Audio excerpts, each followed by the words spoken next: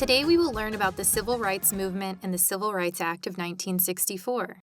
Civil rights refers to basic human rights that are protected by law. Generally, these are laws put in place by the government to help protect groups from discrimination. Today's civil rights have not always been guaranteed, but have developed over time. Many of them were born from the Civil Rights Movement. The Civil Rights Movement began after World War II and generally refers to the 1950s and 1960s. Today we will look at several events from the Civil Rights Movement. First, we will look at Rosa Parks and the Montgomery Bus Boycott. In 1955, most buses in the South were segregated. Segregation was a system that separated people by their race in public places. Under this system, white passengers sat in the front of buses, while black passengers were required to sit in the back. On December 1, 1955, an African-American woman named Rosa Parks was riding on a bus in Montgomery, Alabama. She was seated in an area designated for black passengers when a white man demanded she give up her seat because there were no more empty seats in the whites-only portion in the front of the bus. When she refused, she was arrested. This moment is sometimes acknowledged as the official beginning of the Civil Rights Movement. A few days after her arrest on December 5, 1955, Parks was convicted of violating segregation laws, and what we now know as the Montgomery Bus Boycott began. A boycott is a form of protest in which you refuse to buy, sell, or use something in order to bring about change.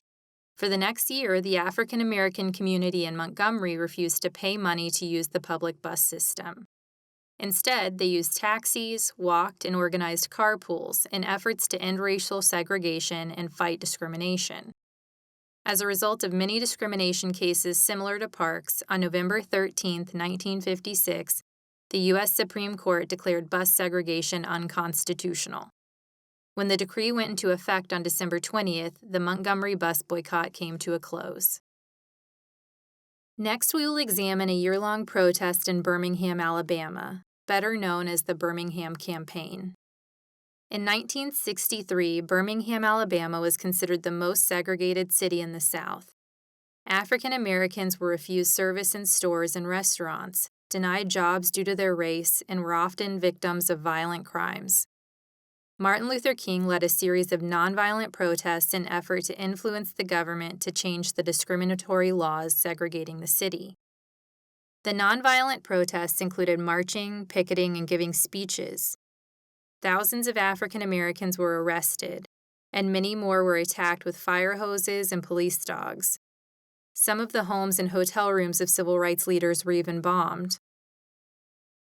These images of violence against nonviolent protesters gained national attention and put pressure on the government in Birmingham to make real changes.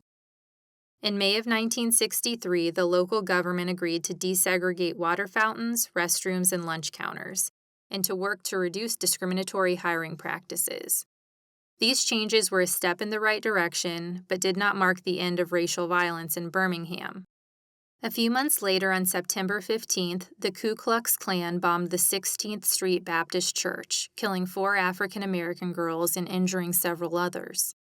During this same time frame, the March on Washington occurred.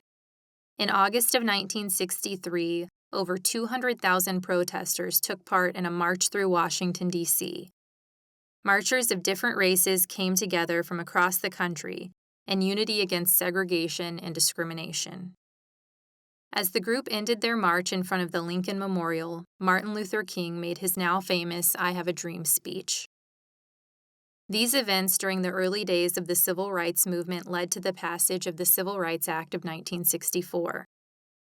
Begun by President Kennedy and continued after his assassination by President Johnson, the Civil Rights Act of 1964 was one of the most disputed laws in our country's history. The bill faced 83 days of filibusters by opponents in the Senate. A filibuster is a long speech in the Senate meant to delay voting on a bill.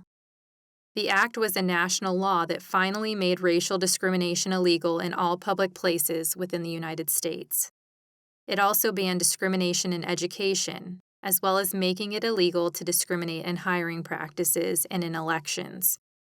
In July of 1964, President Johnson signed the bill into law.